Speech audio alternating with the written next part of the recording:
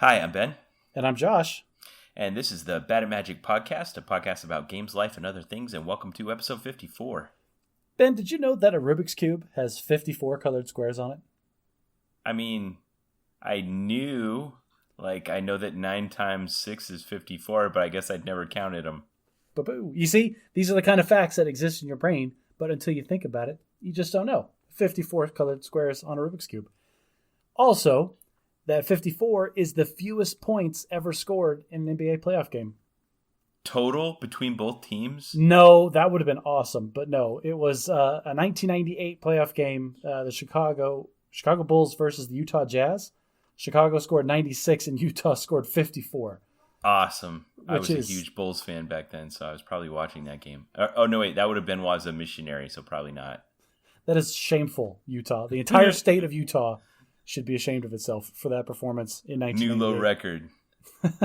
Lastly, the New York Rangers won the Stanley Cup in 1994. Go Rangers! That was 54 years after they had previously won the Stanley Cup. Is that like the longest time between two wins? I don't know, but it calls into question, how old is the freaking Stanley Cup? Well, yeah, I think they're going to run out of space on it eventually. I was really excited when I was living in St. Louis and we won the St. Louis Blues won the Stanley Cup a couple years ago, and a friend of mine sent me a picture of him like holding it. It was great. Well, we talked about the Stanley Cup on the podcast before, and they're never going to run out of room because there's like a certain number of rings on it where they engrave the teams that win. And when they're all full, the last one, the oldest one, drops off and goes into some museum somewhere, and they just put a fresh blank one on top. Oh, okay. Well, I forgot that part, so thanks for the reminder. You should listen to this great podcast called Bad at Magic. We talk about all sorts of things. Speaking of past episodes of Bad at Magic, there's something I want to follow up from last time. We talked about Herbie Goes Bananas, or the Disney series of movies about an anthropomorphic Volkswagen Beetle with the number 54 on it. Or yep. 53, sorry, because that was in episode 53.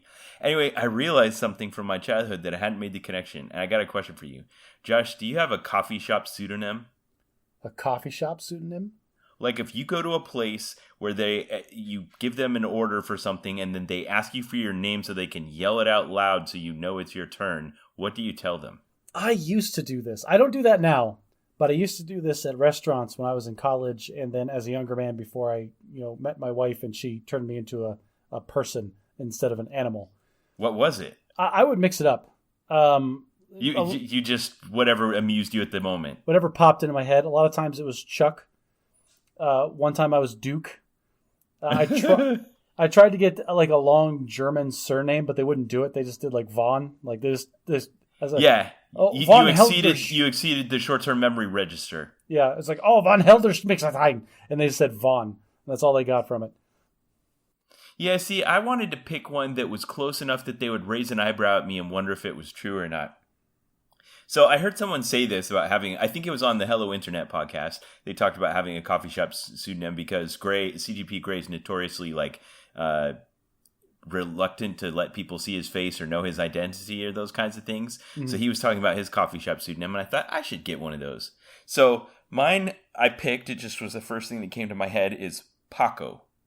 Is that the kid in the Herbie show? Or in the Herbie movies? The kid in the Herbie show. That you made the connection really fast. Well, but I didn't, at the time, I didn't know why that was my name, but that was the name I want to be called by. It's a cute little kid in Herbie. You absolutely do not look like a Paco in any way, shape, or form. So they look at me and they kind of raise their eyebrow and they're like, okay. One time I got the cutback with TACO written on it. I was like, no. Taco? That's awesome. I like that one better. At least they wouldn't ask me how to spell it. Well, don't settle on any one thing now. You've got to try out a bunch. Like here, next time you go, I want you to try this and see the reaction you get. Like, oh, what's the name for the order? And just like straight face Jennifer. I kind of like the idea of having one that belongs to me. It's like my alternate identity, Paco. But Jennifer, okay. Well, now, here's a question then to follow up on that. Like, what's your gamer handle? So Okay. This is a good space. I don't think the podcast has gone into this space yet because you and I were right at the beginning of the online gaming age, where we might have had a chance at some point in time to have been the first person ever to register a particular name and not have to put numbers after it. Maybe, but I don't know if I was there. So I remember as a teenager, I loved reading the fantasy series by David Eddings, and so there was a character in there called Sparhawk. So I used to use that one, but it quickly got saturated and it was just everywhere. So at one point, I was playing the dumb game you have to play where you're trying to type in a gamer handle, and you get like 6 or 7 failed tries in a row, and you're finally like, what's even left? So I put Cougar Ben as in the mascot of my university and my first name, and so far no one uses that one, so that's always what I am, is Cougar Ben. That's cool. It's nice. It's unfortunate that it has your actual name in it. Yeah, and occasionally I get people think that I'm an older woman who likes younger men. Oh, that could be entertaining, depending on the game that you're playing, and they think that. Well, what about you? So I experienced kind of the same thing, but mine wasn't online when I first found mine. I remember distinctly playing MechWarrior 2 on my first PC when I was in middle school. I don't know if you ever played MechWarrior 2, but that game was baller. I did. What a great fantasy to just put on a giant walking suit of armor full of guns and ammunition. Oh, yeah. And just walk around and just decimate. I don't even remember reading like the mission summaries or what. It was always just, okay, I'm going to play until it says I'm done, which is usually just when I kill everybody else. But I was Talon, like a bird's claw Talon. Okay. And was that derived from a fantasy book? It was not. It was actually because the faction that I chose in that game were the Jade Falcons. And I was sitting there as this middle school kid like, oh, I am part of the Jade Falcon clan. Yes. And who am I? Well, I am the bringer of death of this clan. So I am the Jade Falcon Talon. Okay, you're the weapon of a falcon. Yeah, there you go. And the Talon, I just kept carrying the Talon with me as I went forward. Now, that one sounds like eventually you started running into like it's already in use. Oh, very much. Problem. All the time. If you ever looked at the registry I had of World of Warcraft characters, it always had Talon in it, and it was always misspelled, and it always had too many L's and too many N's, and maybe a U instead of an O, or maybe 2 O's, and just variations of the same thing, but it always would be pronounced Talon. Okay. Well, listeners, if you have, I think this would be a good discussion for the Reddits. If you want to go in and discuss your gamer handles, go to our subreddit on reddit.r/baditmagic and let us hear what your gamer handles are. Can I gush for just one more second about my gamer handle? Yeah. Okay, so lately I've been adding, well, not lately, since college, I've been adding SMD to the front of it, and that's as a clan tag. And I don't know if you've ever seen that before in online games, where people put brackets or parentheses in front of something and then their gamer handle, and that's the clan that they belong to, right? Okay. So at the academy, I was part of the wargaming club after I became a sophomore, and Wait! This is a game we play in our family where we don't know what an acronym stands for, and then we try to figure it out. I actually know what this one stands for, so I'm having trouble coming up with silly examples, though. This is fair enough. I will never forget the night when we were playing, we sat down to play one of the LAN party games up in one of the academic buildings against all the other people that were on the server at the time. And they said, it's like, hey, your name's wrong. Like, what are you talking about? No, you got to put the clan in front of it. And I was so like the girl at the ball that was like picked to dance. Is like, I get to put the clan tag in front of my name. And I was just so happy and proud of it. It's senior math dorks. Haha, jerk. No. So we were the wargaming club at a military academy. So whenever an instructor asked, we always told them it stood for Students of Military Doctrine. But in reality, I love it. Inside of all the games, it stood for Something Must Die. Something as in just, we're here to kill. We're here to chew gum and kill things, and we're all out of gum. Yep, that was it. Okay. Nice. Now, speaking of Something Must Die, so you and I are both veterans of the war in Afghanistan, and just this week, the last American soldiers were withdrawn from Afghanistan.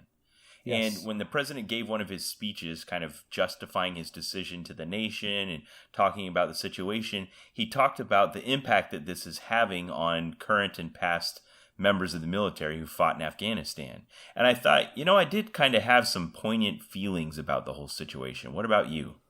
Not really. People have been asking me this all week. It's like, oh, what do you think about this thing in Afghanistan? And I'm over here like, I don't know. I feel like I'm the only person on the planet that is not surprised at all at everything that has happened.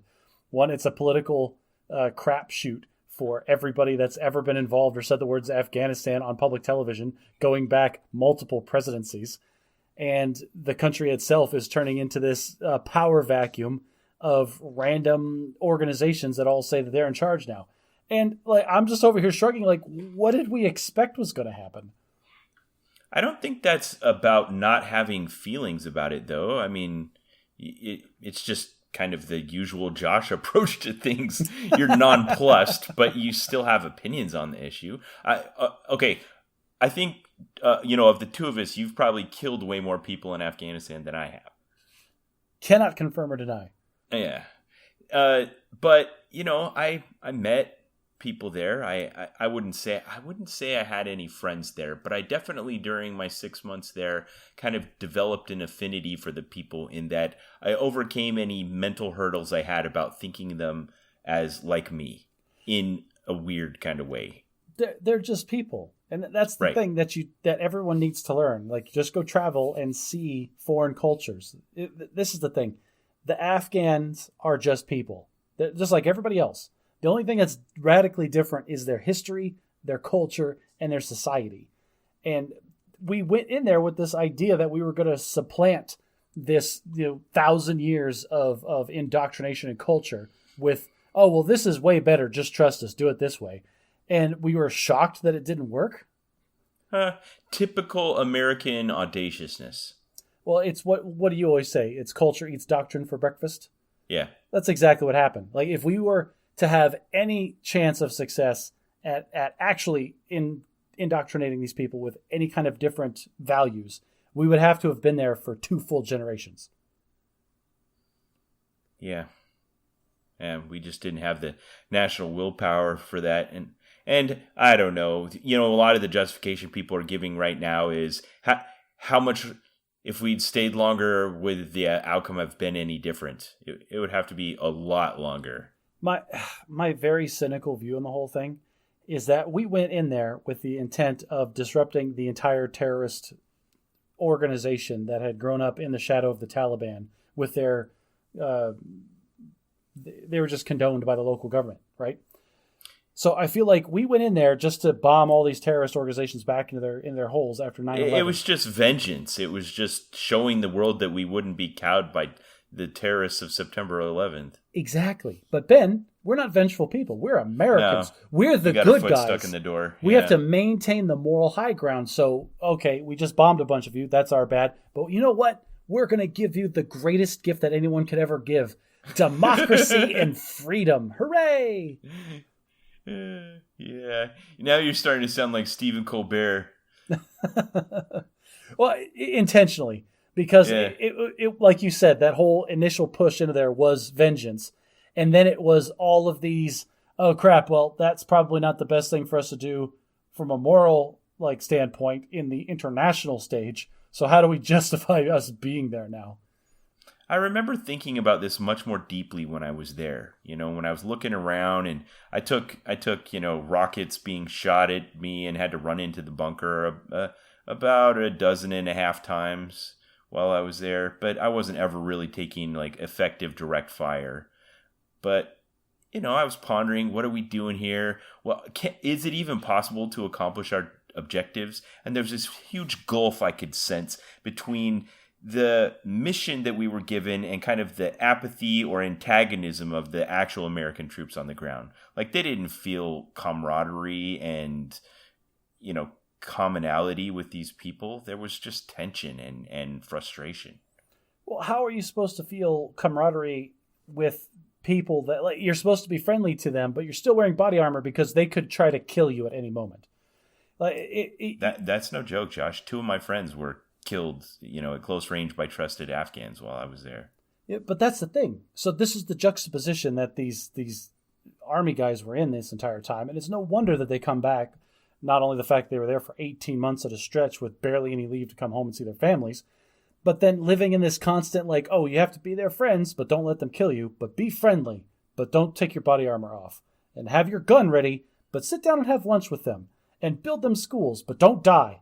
Like that's going to rip you in half mentally the entire time. It sounded like you were being hyperbolic, but that wasn't hyperbole at all. No. Like, what you described is exactly what it was like. I remember the first time I realized when I was deployed there that this was never going to work, and we had no idea what we were doing. When somebody on the base that I was at decided, you know what, we need like a cleanup crew. We need somebody to come in and just like pick up trash and like clean latrines and just do some grunt work. That's outreach to the local community and give some people some jobs for what we would see as like almost no pay, and they would see as a tremendous amount of pay. And so the mayor hut, and those couple of guys went and set up a little folding table outside, and they said, "Oh, we are hiring a handful of people to come work in the base. Come talk to us if you want the job." And there's a bunch of dudes that started lining up. And then this elderly gentleman, Afghan, walked to the front of the line, stood next to the table, and told everybody there, "If you want to work for the Americans, you have to talk to me first." And then the entire line just took 2 steps over and lined up in front of him instead. And then at the card table, the guy's like, no, we have no idea who this guy is. You can just talk to us." And nobody listened to them. And this guy was the deciding factor on who got to take the 2 steps to the left to the table where the Americans were. And then he collected half of the paycheck that these guys were collecting. And he didn't do any work. He just like walked around and followed them while they were doing all the work. And I bet we don't even have a clue who that guy was or why he wielded so much authority over the group. And the fact that we didn't understand that points to why this whole thing fell apart like it did. Well, that level of just, I don't know if you want to call it bureaucracy tribalism or grafting or just, the whole society is just night and day different from what we're used to. And our form of government is very much tied to our culture. You can't replace one without replacing the other. So it's interesting in this discussion, you have said they're humans just like us, and they're so entirely different from us we can't understand them. So how do those two things exist in your mind at the same time? Let me be clear then. They are people. People are people are people. Their culture is so inherently different from ours that when we start like looking at it from the outside, we can't understand it. Things won't make sense because we view certain things and we inherently think it's wrong. And for them, that's just how they get things done. Yeah. There was a report that General Petraeus commissioned while I was there where he was trying to get to the bottom of this. There's this notorious diagram that goes around the internet where they brought in this like think tank group of researchers that came in and learned the language and did a big study and said, you know, if the general says, what are my buttons and dials and what are the interrelated concepts? And they made this diagram. And it's so notorious that if you Google world's worst PowerPoint, it comes up as the first image result. It's this rat's nest of colored arrows pointing back and forth across to each other. And, you know, this culture and this regional influence and these agricultural and weather and religion and all of the factors of everything surrounding it. How if you change one thing, it changes everything else, and it's all interrelated. I actually, while I was at War College, out at school in Norfolk, Virginia in 2018, back when we were still recording this podcast, one of the guys who made that came and spoke to us. And he did I think like 30 slide deck where he took it apart one little piece at a time. And when I got it like that, it all made sense. Like, it's just really complicated, and here's how it's complicated. And he took apart every single little bit of this chart. I'll put the graphics in the show notes and up on our Facebook page, so you can see it and see what I'm talking about. But the whole point I'm getting at with all of this is that General Petraeus brought in these guys, and they studied, and they found out there was just a few really base level fundamental contradictions between the Americans and the Afghans. Like, for instance, how do they treat a stray dog? The Americans would feed it, name it, and treat it like a pet. The Afghans would kick it. Both of them hated that about the other one. Just loathed it. The Afghans would get their paycheck and they would immediately go out and blow it all on like drugs and alcohol. The Americans would urinate in public. They both hated each other for it. The Afghans would steal things if it wasn't nailed down. The Americans found that highly offensive, even though there's only one thief in the army. The Americans would swear, and the Afghans were highly offended by that. The Americans would look at and or talk about women. The Afghans were highly offended by that. The Afghans were kind of lazy and didn't work really hard. The Americans were really offended by that. And there was just, it was Afghans are from Mars, Americans are from Venus, over and over and over again. You reminded me of two things. So first of all, I have to get this joke out. That guy made a PowerPoint so bad that he now gets TED Talk deals to explain how bad his PowerPoint was. Yes. That's nuts. Like that. I want that job. Second, I remember getting a briefing halfway through my deployment in Afghanistan, and it was great. It was from the PSYOPs guy, the psychological operations guy. And he said, here are some rumors that are going around the Afghan community about American troops. Here are the ones that we want you to dispel, and here are the ones that we want you to reinforce. What? Can you remember any of them? I can remember a couple. It's like, okay, so one rumor going around is that everybody wears those Oakley wraparound shades that when you get out there because it's very bright. And so there's some rumor that says they're X-ray goggles and they're looking at everybody naked through their clothes. No, we don't do that. Show them, take off the glasses, let them look through, and then take them back. Like they're just normal glasses. Okay, that's awesome. The second one was that the Americans have some kind of cold pill that keeps them cool all day, even though they're wearing all of their gear and all of their armor and carrying it all around, and they can just go forever and not get tired, hot, sweaty, hungry, or thirsty. We want them to think that. That's fine. That is awesome. Oh, man, that's great. And that sounds like such an army thing to say and do. Yeah. They think weird things about us, and some of them are to our benefit. Yeah, so let them think it. It's an accidental psyop. Yeah, exactly.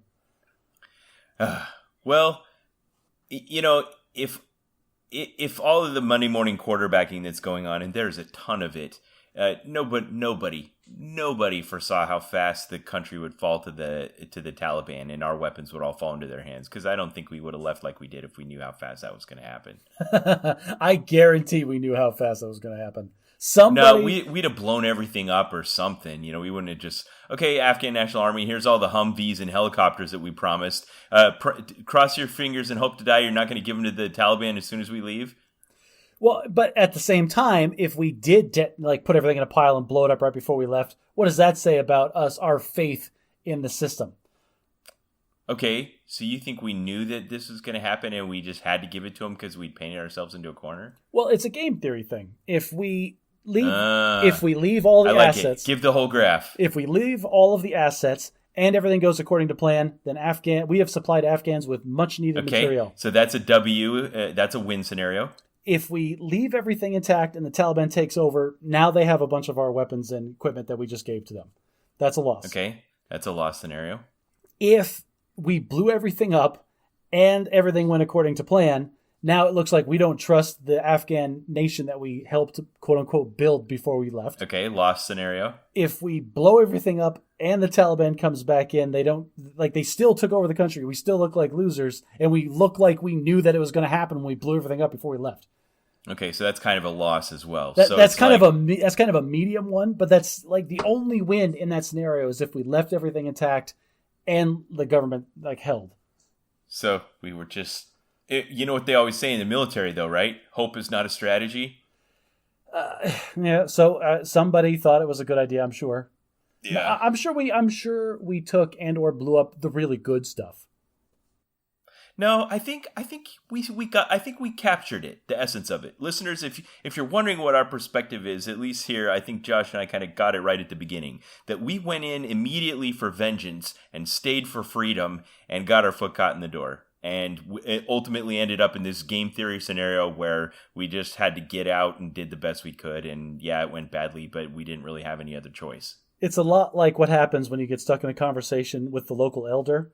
Like, you feel bad if you just tell him off and walk away, so you kind of have to sit there and keep talking to him. Yeah.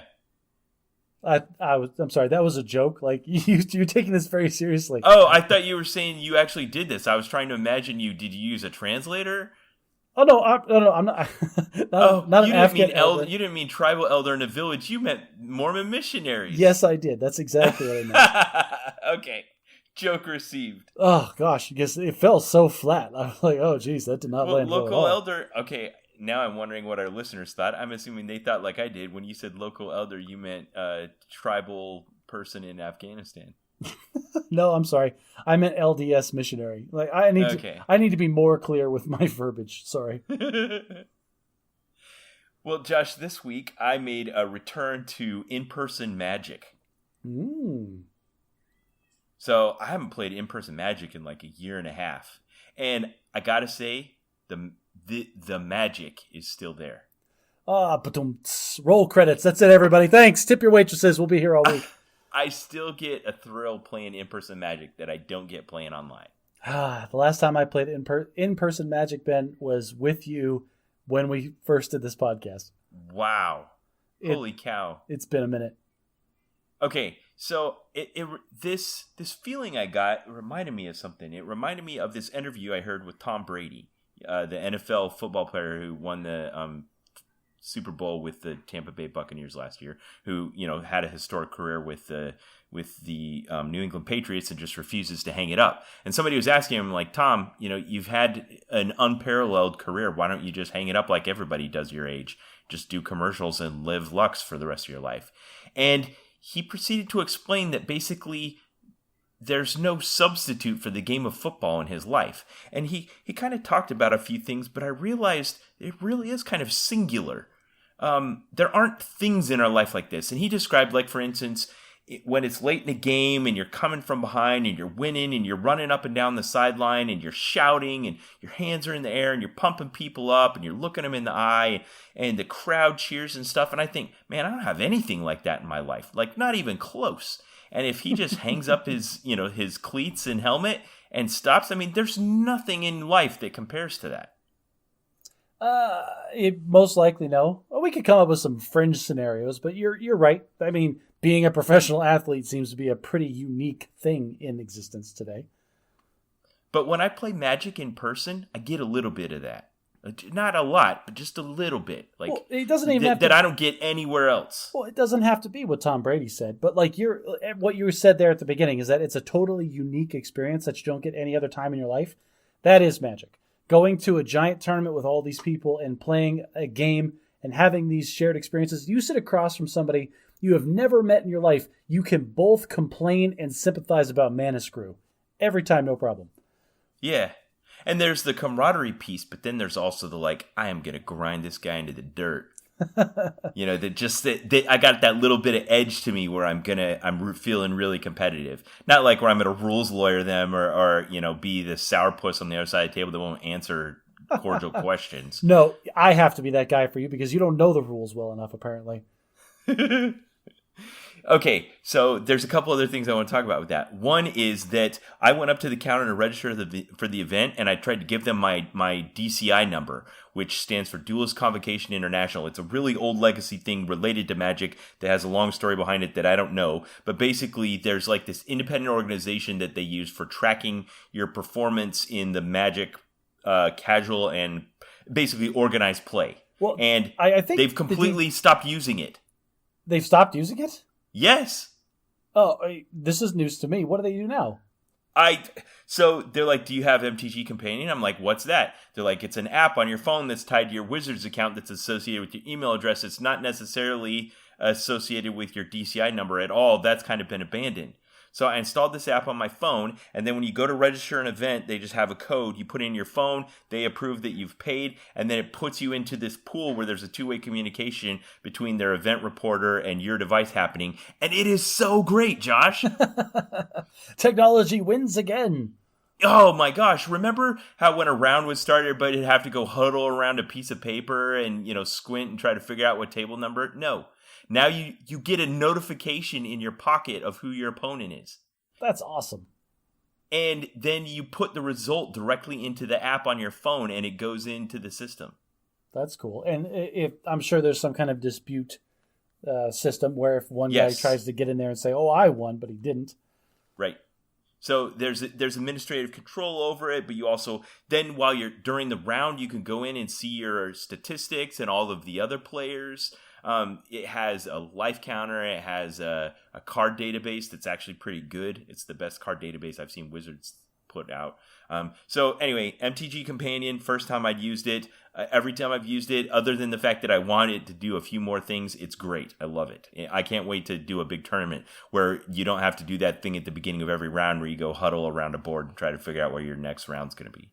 Listeners, if you've never been to a Magic tournament, imagine 500 like sweaty, below average Smelly. Personal hygiene people trying to crowd around a spreadsheet that's printed out at like size 10 font that has proper nouns in just rows and rows and rows. It takes forever and it's terrible. Yeah. So in-person Magic, still more fun than digital, and it definitely improved because of MTG Companion. That's all I have to say about that. Jealous. Very jealous over here. So you told me this week, you sent me a text or something that you felt like you'd leveled up in life, and I thought that was an interesting idea. I was wondering if you could talk about that. Well, it was just kind of this weird singular experience. I don't know if I've ever actually felt it happen before. And so I've been studying for the CPA exam, the Certified Public Accountant exam, and I've taken one. There's 3 left, and it's just subject material that I'm trying to cram into my brain, and it's grueling, Ben. It's taking supreme willpower to keep up on it. But good on you for sticking with it. Thanks. But what I noticed is that while I'm doing all of this studying to be a certified public accountant, I am also currently employed as an accountant. And the other day I was at work and having a discussion with the other accountant and realized that the things that I was saying or the decisions that I was making were being directly influenced by the study material that I had read not like a week before. So this was like the first time where I recognized that things that I was reading on a page and being tested on and trying to make sure that it just tried to remember. This is the first time I've actually felt it change my weighted average decision-making process in real time. So other than this just being a hurdle you have to overcome to get the 3 letters after your name, you also felt like it was useful knowledge for the practice. I know, like, in the back of your head, you always know, like, stuff like this, you know it's going to be useful, like, in an abstract sense. Yeah. The same, like, when you're in college, like, oh, yeah, this stuff is important, and you can say that, but you don't ever really feel it. This is the first time where, in such a short span, where I learned something academically and then was put in a position to actually apply it practically.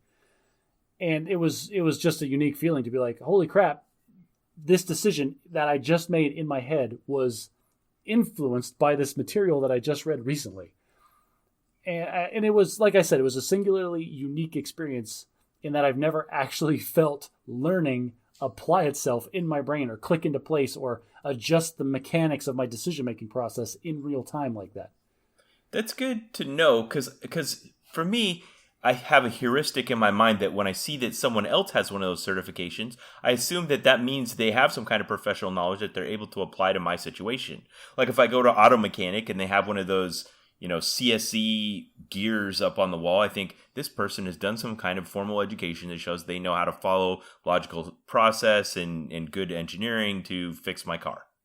Or if I see, the dentist certificate up on the wall or the doctor or the lawyer or whatever, any professional that's gone through some type of rigorous certification system, I assume that their knowledge was at least some way relevant to the talk we're having right now. So I do agree with you to a point because there's 2 different ways that I split up intelligence. And there is knowledge and then there is what I consider to be intelligence, which is practical application and problem solving. Yeah. Just because people get a tremendous amount of education doesn't necessarily mean that they're smart. Like everybody knows the person Agreed. that's read all the books and has all the degrees, but like would get hit by a shopping cart in the Target parking lot if they didn't have their hand held. Sure, and I don't think that my heuristic is exclusive of that. Like I don't think that just because someone did what it takes to have the certificate on the wall that says they're a doctor means that they aren't possibly an idiot. They could also be an idiot. But I do think that them having that certification means that they should have some kind of professional knowledge relevant to my situation. Do you know what they call the last guy that graduates from medical school? Doctor. All right. Well, in addition to your experience leveling up with your professional life, you've also been leveling up as a general contractor. So let's be clear. I am not a general contractor. My dad and my brother, I think, are both general registered contractors. Oh. So technically, I violated a lot of Arizona state contractor law. It's one of those things. Okay, but, so your shower started leaking into the wall, and instead of calling a plumber, you're like, I'm going to do it myself. I gotta do this whole thing from the beginning, huh? All right. I don't know if I've told you this whole story. It's got ups and downs, and it's just been so long now. Anyway, yes. What we noticed was the first thing, the baseboards around the shower, like outside of the shower, around like where the door to the bathroom, like the little room where the toilet is in. This is in the master bedroom? This is the master bathroom. Okay. So the baseboards around outside of the shower started to swell. We noticed when the door started sticking. And it's just MDF, which is like basically sawdust glued together, and it will soak up water like a sponge. And expanded, and everything was getting out of whack. Like, okay, this is a problem. Where's this water coming from? Do you do that thing that everyone does as a homeowner? You're like, maybe it's nothing. Maybe I just spilled a bit of water on the floor and it soaked it up. It took a couple of days before it got to the point where this is not going away. This something's happening here. So we have a home warranty because our air conditioners are old. And so we called the home warranty and we said, hey, we need a plumber to come out. And it's got to be the shower. Like that's the only source of water within 10 feet. It's got to be the shower somewhere, right? Right. And I'm not stupid. Like, yes, I was a pool guy, but I had to do a lot of physical, like contractor-esque things. So, like, I know, like, okay, there's not water on the floor. It has to be coming from inside the wall. It's got to be soaking up this water from inside the wall. The only plumbing that's in this wall is the shower. The shower is probably leaking somewhere inside the wall. And this should have been red flags, but it wasn't at the time. I put in the work request at night, like probably 8 or 9 o'clock, and then I went to bed. And the next morning at like 7:05, I got a call from a guy that says, oh, hey, we got your request. I'm with this company. I'm going to be out there in 10 minutes. Is that okay? What? Yeah. And I'm like, is this real life? Yeah. I was like, oh, that's great. Yeah, come on out. So I thought that was cool. But then the guy came in. The guy was at my house for less than 10 total minutes. Uh-huh. He came in. He had no tools. He didn't even give me a business card or anything. And he had a moisture detector. One of those. It's got 2 prongs on it, and you stick it in the wall and tells you if it's wet. Yeah. And he goes in there and he's like poking. He's like, "Yep, there's water here, but it's definitely not a leak in the wall." And I'm like, "Well, there's a ton of. I mean, look at this swelling. Like it's swelled on the back side of the other side of the wall, away on the other side of the wall from the shower, like 3 feet back. Like there's a lot of water in this wall." And he's like, "I don't know." But there's no way it's leaking in the wall because all those pipes are under pressure. And if it was leaking, there'd be a lot more water. And that caught me off guard because, well, I mean, that's technically true. Okay. And so he tells me, like, whenever I see this, like 9 times out of 10, it's the shower enclosure. I will email you the number of my shower enclosure guy. He'll come out and take care of you. And boom, he was gone. I didn't get a business card. And I realized he didn't have my email address. He never emailed me. He didn't return any of my calls. And it was clear that this guy just wanted to. So your home warranty just did the absolute minimum. No, my home warranty was fine. They're just farming out. This is how home warranties work: is they shotgun out a request to all of their providers in my area. I see. And whoever snags it first is the ones that get to do the job and get paid for it. He collected money for that non-help. Although, I could see his logic. Like, yeah, if it's leaking you'd have puddles of water, so it's probably just the wastewater when you shower coming out. Hang on a second, Ben, because then that night I'm like, okay, well, I'm going to watch this like a hawk while Nicole's using the shower, and I'm going to make sure that this isn't leaking. And I'm watching it, and there's not a drop of water coming out of this enclosure. And I'm like, this can't, so it can't be an enclosure. I'm not seeing any water. And then it clicked on me. Like, yes, the pipes are under pressure all the time, but not the shower pipe. Only the pipes. The riser valve. that comes off where the valve is. Yes, I'm like, so that could be a way that it would have water less of the time. And then I started looking up at the shower head. And I'm like, and Nicole's like, "What are you doing?" I'm like, this water's coming from somewhere. And there is on your shower stem, listeners, you can go into your shower and see that there's a little round piece that snugs up to the wall. And what's that doing? It's not connected to anything. No, it's it just there covers to cover up the the hole in the wall. Exactly. The hole's a little bit bigger than the pipe, and that's there to cover it up.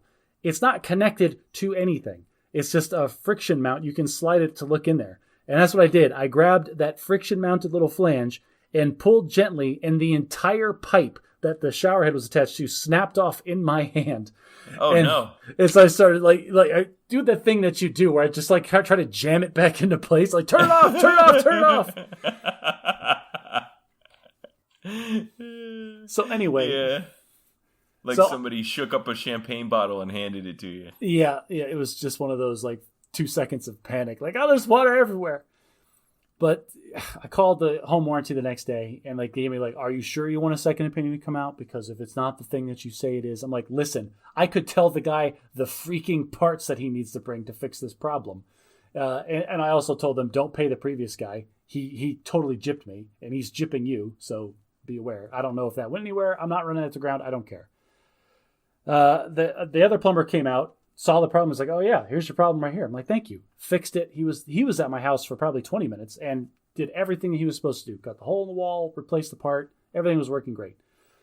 But I still have these swollen baseboards and I still have all this water damage that's on the inside of this wall. Okay. I can see where this is going. So now you have the bug in the back of your mind. It's like, all right, we stopped the problem, but I really, this isn't great. And now it's a little bit worse. So how good could it be?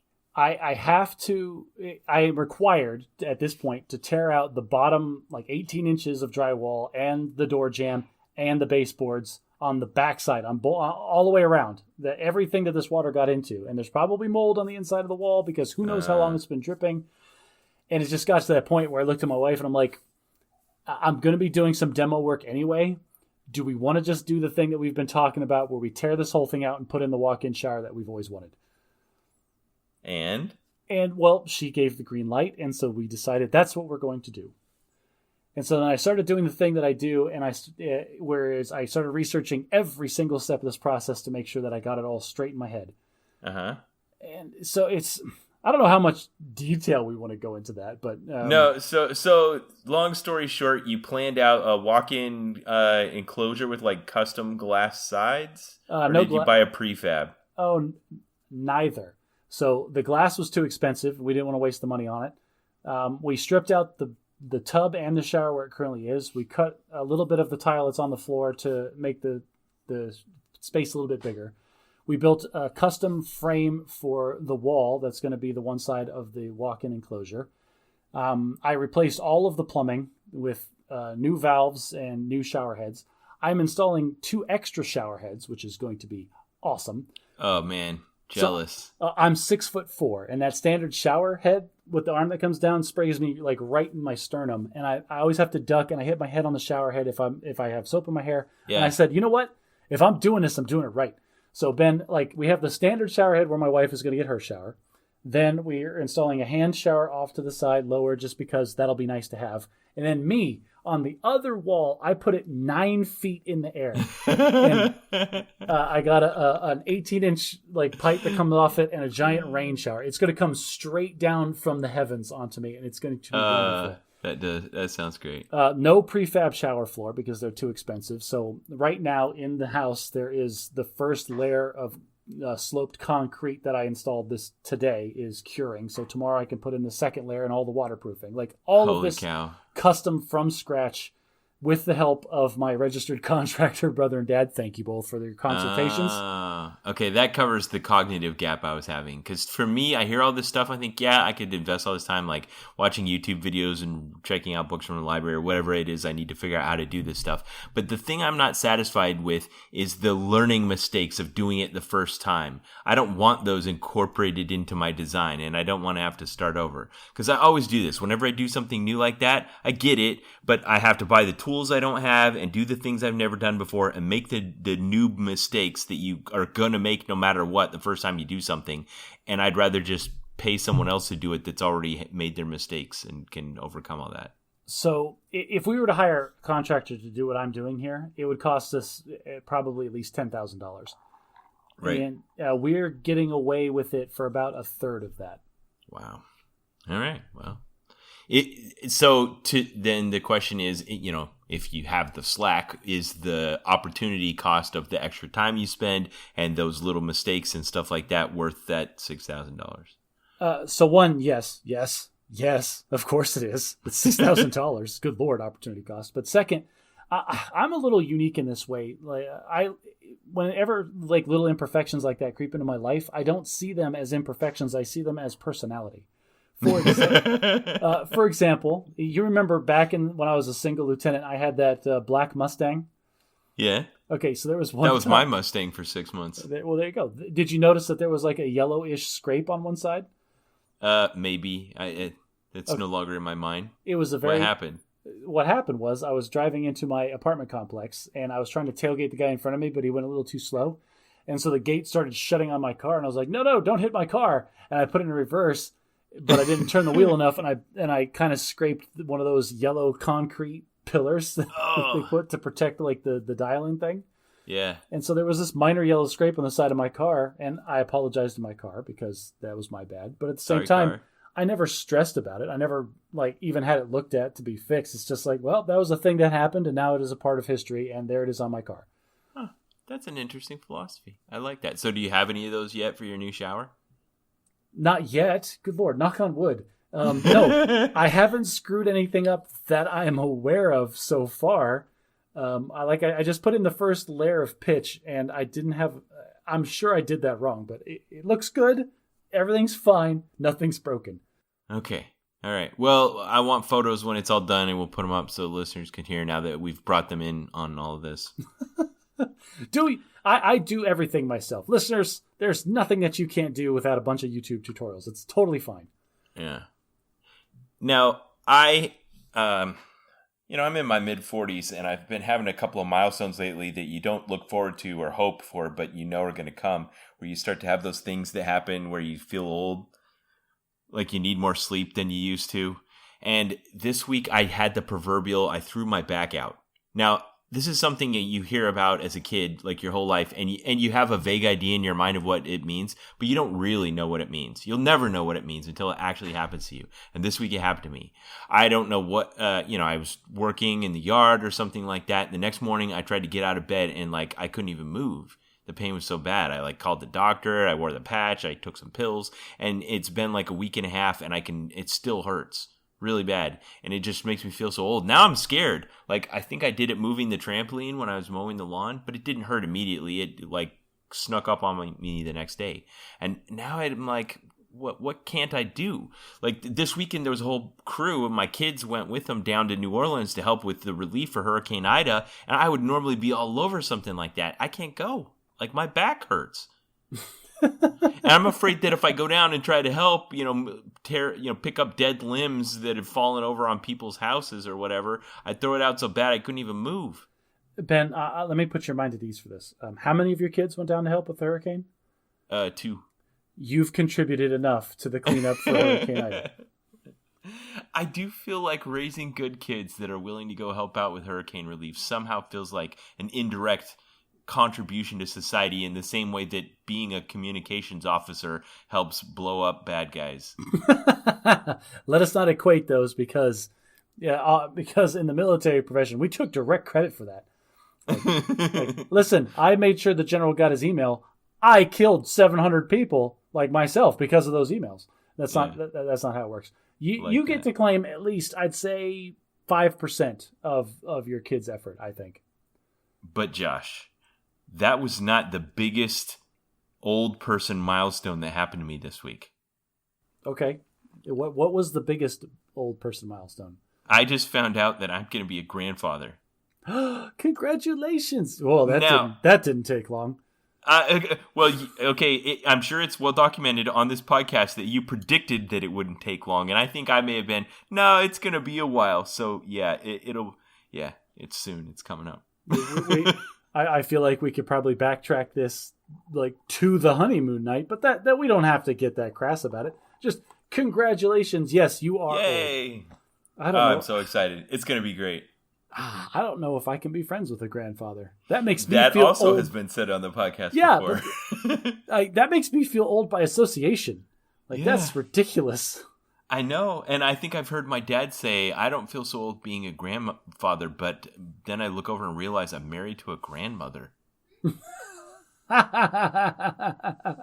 Oh, the subtle masochism, or not masochism, the subtle misogyny of the LDS faith.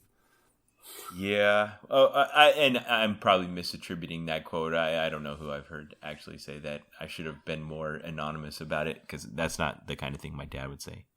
I'm a little disappointed that like something from the other room didn't come flying in to hit you in the head after saying that. Alicia tries really hard not to listen while I'm recording because she wants to be surprised when she listens to the show. I can always tell when she's listening to the show because she just busts out laughing really hard for no reason. I look in there and she's just like doing chores or something.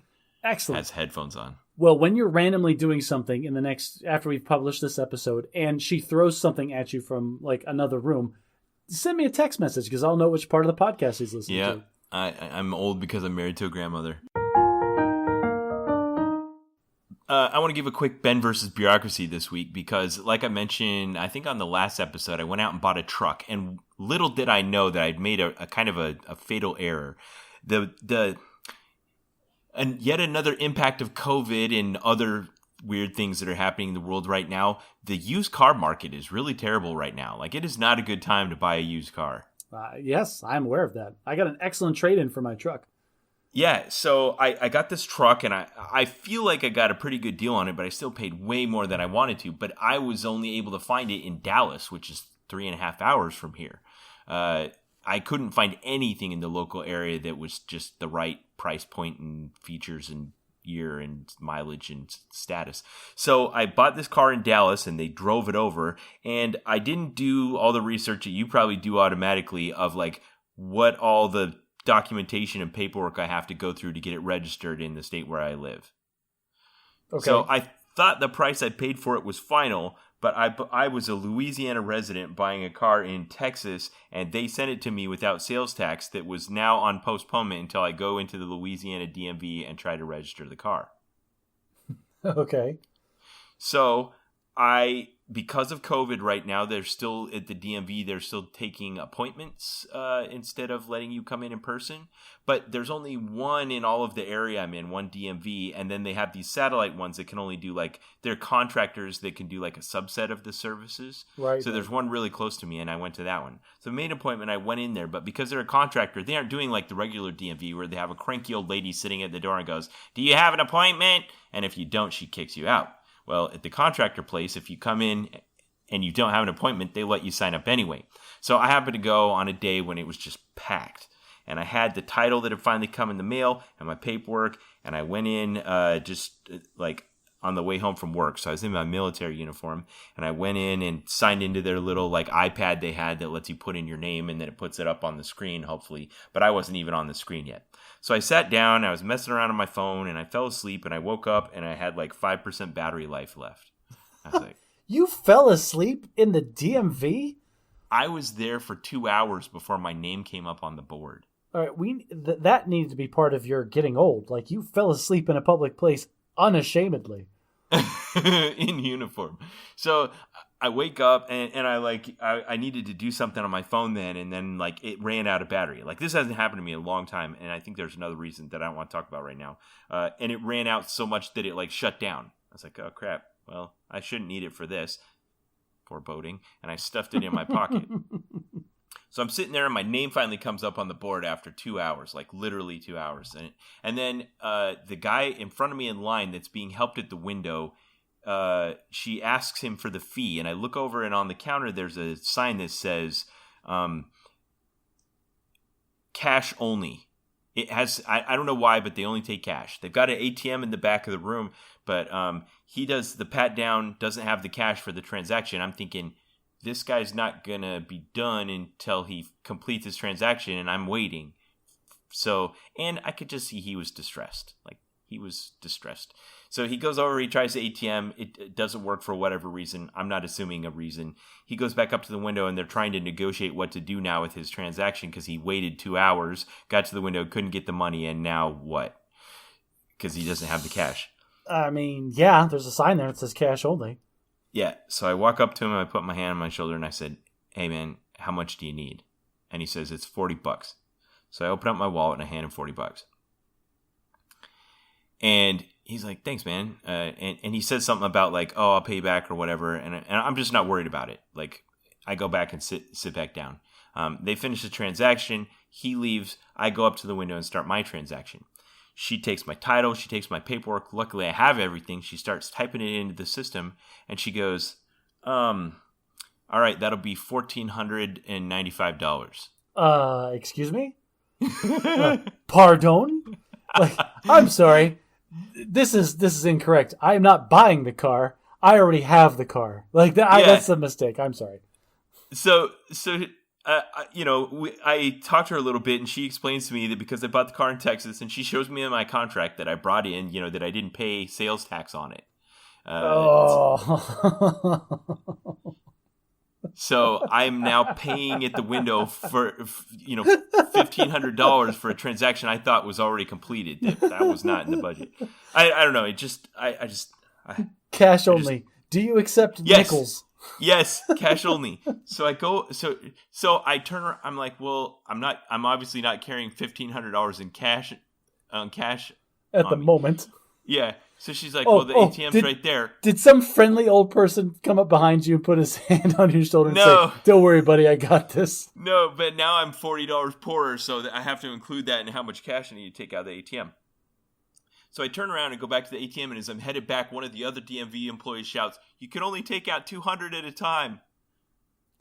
It's like, okay, well, I'll do 7 transactions. Thanks for nothing. Yeah. So I needed to do 8 transactions. So I do 1 transaction, and the transaction fee at this ATM is $4. What a racket. Like, that's the reason they're limiting you to 200.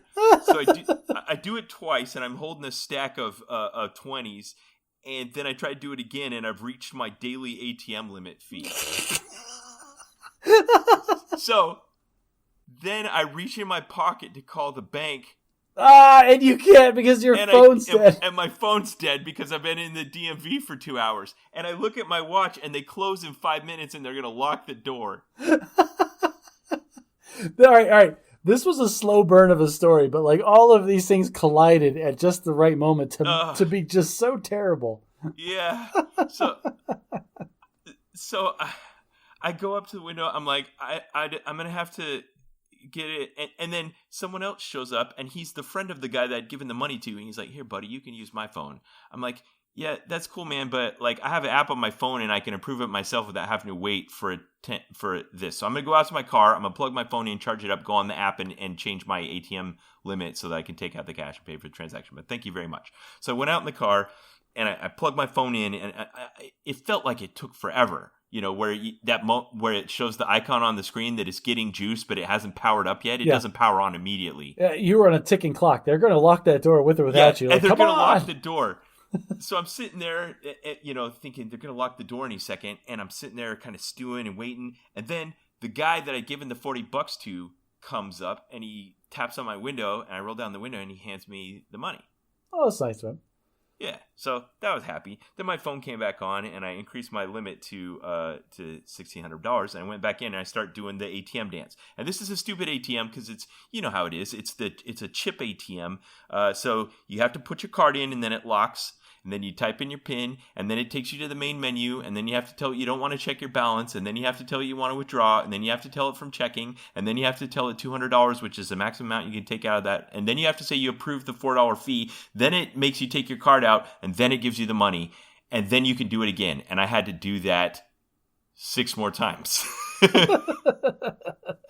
Meanwhile, the lady comes over and she locks the door. They're calling for last transactions at the window, and I'm hoping this ATM's not going to run out of 20s because this time I have like a stack an inch high of 20s in my hand. Going to the clubs. So I finally get all the money, and I go up to the window, and I pay, and they give me my license plate, which surprisingly was good for 5 years because in Illinois they only renew it for 1. So that was a happy surprise. I got to pay it forward with the guy, and all's well that ends well, I guess. Ben versus bureaucracy. I'm going to call that one a win. I totally would have gone to the bank and withdrawn $1,500 in nickels. I would have gotten like the smallest denomination that I possibly could have. And like I would have had them give it to me in cloth sacks with dollar signs on them. And that's what I would have handed to that lady. Like, here is the money that you insist must be cash. Oh my gosh. How is it cash only? That's got tax evasion and drug dealing written all over it. I have a Louisiana license plate with a registered sticker that goes out to 2026. So I don't care. I don't care what they're laundering at that place.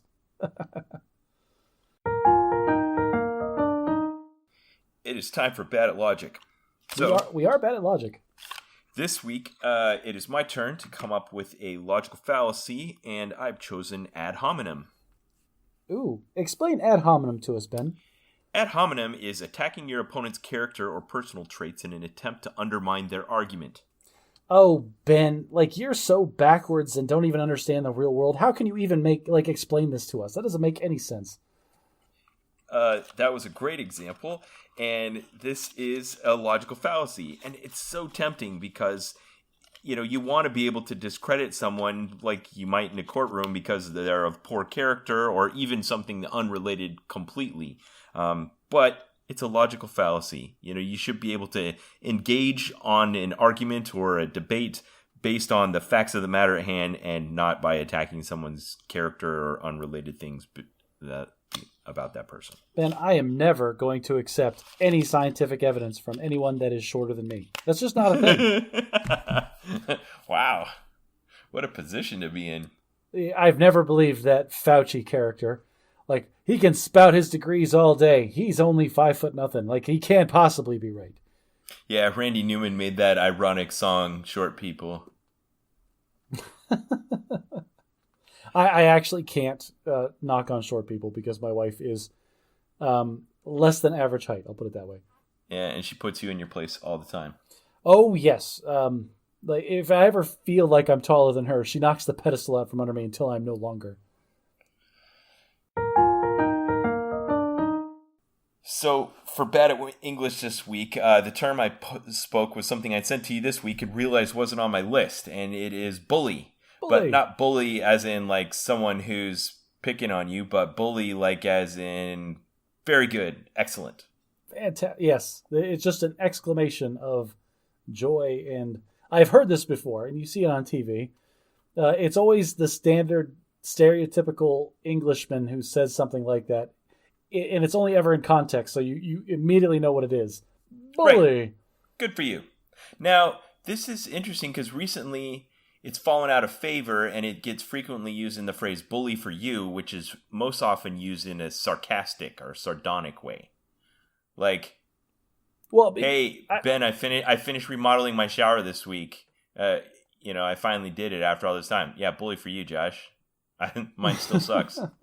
Well, yeah, humble brags aside, I get that. Because if the intention of the exclamation is joy and cheers all around, huzzah, then saying that it applies only to one person, I mean, it has to be sarcastic. That's the only thing it could be.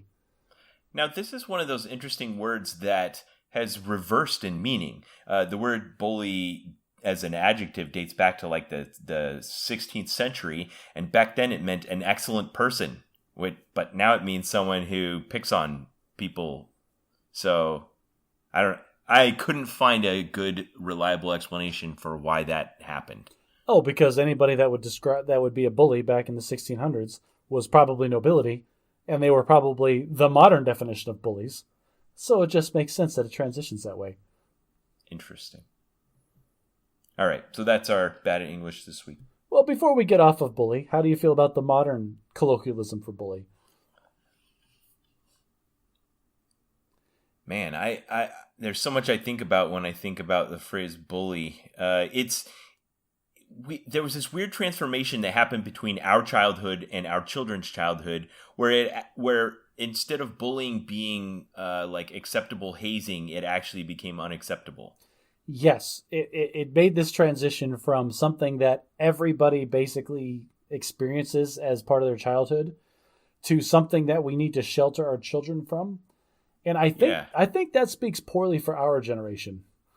Because how bad were we bullied that we feel we must end this blight on the planet? It reached critical mass. We actually had to break the cycle of hazing in our generation. Or are we just that sensitive? Like the baby boomers and the great, like I can imagine a baby boomer going back to their parents, the greatest generation, being like, I got picked on at school today. You know who picked on me when I was your age? The Nazis. That's who picked on me. And like bullying wasn't even a thing. You know what I'm talking about? Yeah. Okay, so there is this kind of common sentiment that takes many forms, but it feels universal in that parents want their children to have it better than they did. It's like the opposite of hazing mentality.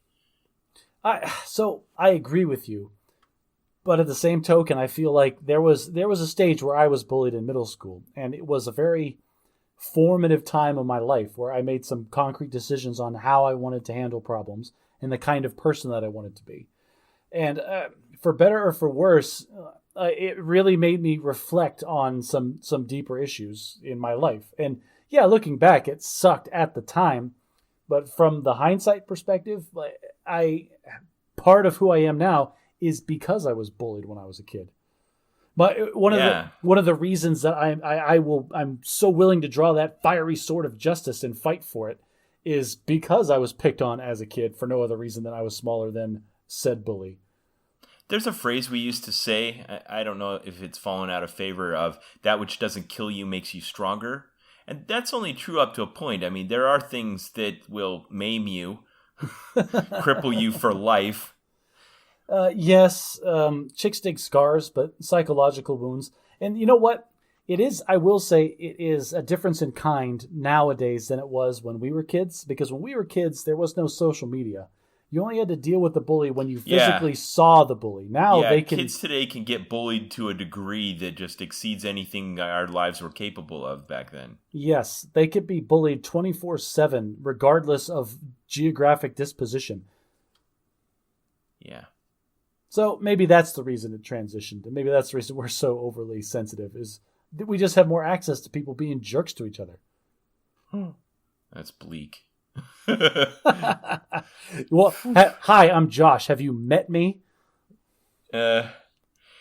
Well, okay, one quick happy story before we transition to our main segment. So when we moved to Italy, we were aware that by putting our kids into Italian school, they were going to kind of be odd out. But I maybe assumed a bit rose-colored glasses-y that it would be okay. And at one point, my youngest son that was attending school at the time, I think he was in like first grade, he came and kind of described to us what was bullying behavior, but he didn't know that word. So he was just like, there's this one boy and he's kind of mean to me. And we started talking to him about parental escalation. Like, well, we can talk to the school and they can talk to his parents and they can make it stop and they can watch you. And he kind of absorbed all of this and he's like, I'll just talk to him about it. I think it'll be okay. And then like a week later, my wife asked him, so she was like, so what happened? And he's like, we're friends now. Like, well, that's first grade. I mean, yeah, kids. Okay. That's how it is. So what is your parental escalation for bullying behavior, Ben? All right. So I actually had an instance. When we were in England, my daughter, who was an 8th or 9th grader at the time, 8th grader, she came home from school one day and she says, I was in class and there was some unstructured time going on where the students were chatting and the teacher was engaged with something. And a boy came up behind me and hugged me from behind and put his arms around me. And she said, I pushed him off and said, stop. And he's like, give me cuddles, which is British for I want a hug. And she's like, no. And he said, fine, then I'll just have to rape you. That's not a word you're allowed to say at school. I know. And as a father, when you hear that a young man said that to your daughter, like I saw all kinds of red. Like I was livid. It was a good thing like the school was already closed for the day. So where did you hide the bodies? So this is a Ben versus bureaucracy. I was ready to take on whoever I had to take. So the next morning I called into work and said, I'm going to be busy. I need to handle something at my kid's school. I took my daughter into the school and I said, we're here to see the principal. We're not moving until he can see us. I need to tell him about what happened last night. And we described the incident to him. They had my daughter tell him. And then to my delight, but you can't really be delighted in a situation like this, they did everything I wanted them to do. They just came crushing down on this child as Yes. the avalanche of bureaucracy they should have been. Yes. That's all the things. That's lovely. they suspended him. They made him write an apology letter. They, they increased supervision. Just all the things. Everything I wanted to happen happened. Man, I feel like that wouldn't have happened in America. I don't know. I'd like to think it would. If there's anything going on in the world today, you can't have 14-year-old boys threatening rape on 14-year-old girls. Okay, that's totally valid. And I'm glad that you were able to resolve that, and I'm glad that the school did everything to the level that you expected them to. Because, I'm trying to project what I would do if my daughter was threatened that way, and it ends in blood. Like, there is just violence after that. And I think it felt like it cemented in our relationship an understanding of we'd always just given it lip service up until then. And now something had actually happened that required all of the engagement and involvement. And she saw that we were serious about it. Well, that's good. That's always a good lesson to impart to your children, that we say we're there for you, but sometimes it's like we actually have to do it too. Yeah.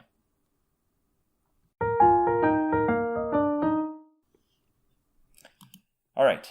Well, I have not teased this to our listeners before, so they're kind of coming in cold to this. But I had prepped you to let you know that for our feature today, I wanted to ask you some questions about something that you only refer to by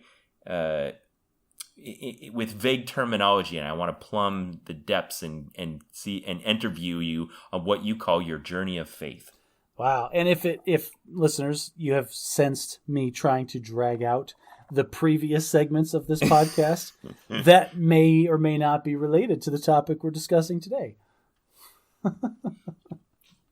So, I sent you a list of questions. I probably won't ask you all the questions on the list, but they're basically going 3 segments. Like what was your journey of faith like when you were young? What was it like in your teenage years when you really kind of started to understand what that might mean and make some decisions for yourself? And then how's it been since then to where you're at today? Fair enough. We should also tack on the 4th one, like the parenting, because I have my faith or lack thereof, and my wife has her faith or what she believes.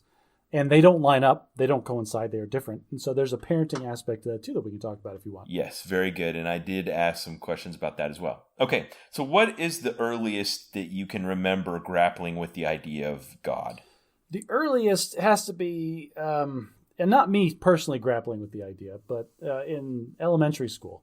There's always the thoughts, and you hear the other kids talking about church and Bible study or whatever, but there was one day where I was directly confronted. It's like, oh, well, I asked a kid something, or we were talking about it. I don't even remember.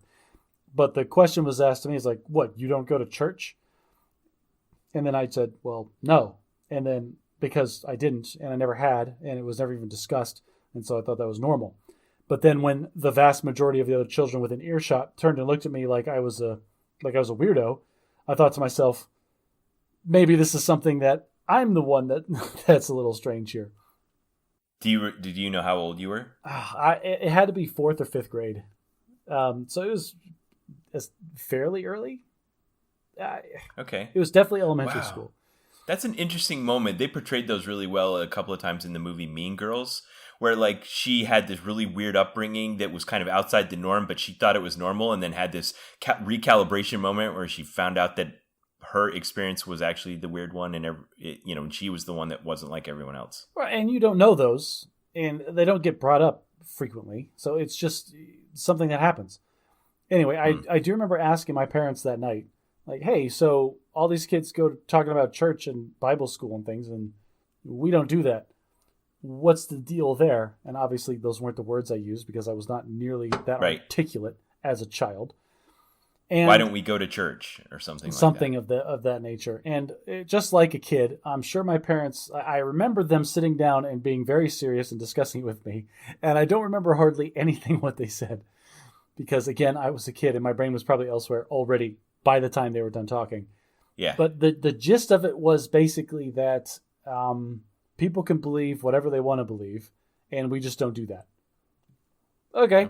That was a perfectly acceptable answer for me as an elementary school kid. So how long were you comfortable with that idea until something happened that made you grapple with it again? Probably all the way through the high school. It just, again, religion doesn't really come up when you're kids. That's not a huge... It kind of does. It's in literature and movies, and Well, so you're surrounded by churches, and there's baptisms and bar mitzvahs and weddings and funerals, and I get where you're going. As a middle schooler and a high schooler, I didn't put a lot of conscious, real thought into my faith or my beliefs or the lack thereof or whatever. I just kind of landed on, well, I never had any education in it. I never dealt with it in my day-to-day life. It was just kind of a thing.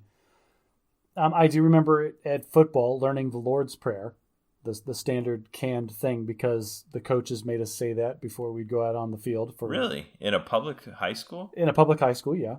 Which, I don't know, now looking back, that's probably a little strange, but I mean, that's the thing that we did. Man. I mean, we say prayers in like military events sometimes, but I don't remember in school ever saying a prayer like in sports or anything. Well, it's funny because I would say the prayer because I just wanted to be, at that point I was still part of the group. Like, I just need to be part of the... Do you still remember it? The Lord, not the whole thing. Okay. If somebody else was saying it, I could probably jump in, but okay. Don't. That's how I feel about the Air Force slogan. Motto or whatever. Yeah, the Air Force the creed or whatever. Yeah. But I can't recite it all, but if somebody else was, I could hang in. Yeah, there you go. But I do remember one thing, and one clause of it, and it is, forgive us our trespasses as we forgive those who trespass against us. And I remember that because I remember thinking, like, I don't forgive anybody that trespasses against me. That's crap. Okay. Well, but that brings up a good point. The root of that is very much a very Christian idea that Jesus introduced about forgive your enemies and live the golden rule, do unto others as you would have them do unto you. So, which is a very religious based idea. Well, and that's a very fundamental Christian thing, is everybody treat each other nicely. But in reality, especially in public high school, that doesn't happen. And the way we were just talking about bullying a little bit earlier, the way that I was taught to deal with bullies in middle school and then in high school and then just going forward until my adult years was, if you are confronted with force against you, then you triple the amount of force and put it right back in that other person's face until they back down. Did you ever have occasion to actually have to do that? Yes, multiple times. And to the point where somebody would threaten physical violence, and so my response was physical violence. I see. Because it was kind of a scorched earth, like, thou shalt not even come close to me, like with that kind of an attitude. It is very Ender's Game. It's like you can't just beat him up. You have to put the idea in his head that if he ever screws with you ever again, you're going to get it 10 times worse. But sometimes as Christians, we do things like recite the Lord's Prayer and then act the way you just described without even thinking of it as hypocrisy. I bet the same coaches that had you recite that then went out on the field and told you to hit the other players hard. Or they were high school football coaches. Yeah, they were walking hypocrisies. Like, I don't know what to tell you about that. Okay. But in high school, all right, so that was like the first thing I can remember, like somewhat dealing with the religion. But then I started dating a girl, must have been senior year, or no, junior year. I don't even know. Oh, it was senior year. She was on the track team. Courtney was her name. And she was everything that you want in a high school girlfriend. She was fun and entertaining and pretty, and we did all the things, and we don't have to talk about that. But she was devout Catholic. Okay. And I remember she approached me one time, and we've been dating for a couple months, like, hey, it's early summer, like, we're all going on this church retreat. And it was one of those deals where they pile a bunch of teenagers onto a charter bus, bus them out to California, and then we spent one day at like Knott's Berry Farms and another day at Six Flags. So this wasn't like camp at a lake. Well, no. But half of one day was at like a big youth mass that was on the beach with like a couple hundred other like Catholic youths or whatever. Got it. And the whole thing was chaperoned by the Catholic Church, and there was a lot of, I mean, it was present, like this all of the. So you went on this? Yeah, I did. I went with her because I saw it as a weekend getaway to California with my girlfriend at the time and going on. I still have pictures in the house with me and my other friends, which apparently I didn't even realize this, but most of the other people that I hung out with were also Catholic, and they were all also on this retreat. Yeah. Had you ever been to a Catholic mass before? No, I had never been to a Catholic mass before that. Were they doing the things like where they recite things in Latin and there's call and response with the congregation and stuff like that? They did all of it. They took communion, and I remember and they said the thing that they do before communion. I don't remember it anymore. But then I remember like everybody started getting up and lining up, and I was like, what do I do? And she goes, you just stay here. I was like, okay. And I stayed there on the beach while everybody else went and got communion. I'm like, what just happened? She goes, we did communion. I go, what's communion? She goes, it's crackers. Okay. They did crackers. That's fine. I like her simplification of it. So how did all that make you feel? It kind of like just... I don't know. So like I said, these were my peers. Like all of these kids were in all of the different AP classes with me. A lot of them were on the different athletics teams that I was on. Like this core group of people that I hung out with were the overachievers in my high school. And the fact that so many of them were here at this church doing these things, doing the call and response, and were a part of this community and believed these things, that just, I don't know, it wedged the door open just ever so slightly in my brain to... Well, there's a lot. Maybe I should look into this church thing. Not that so much as there's a lot of unknowns here.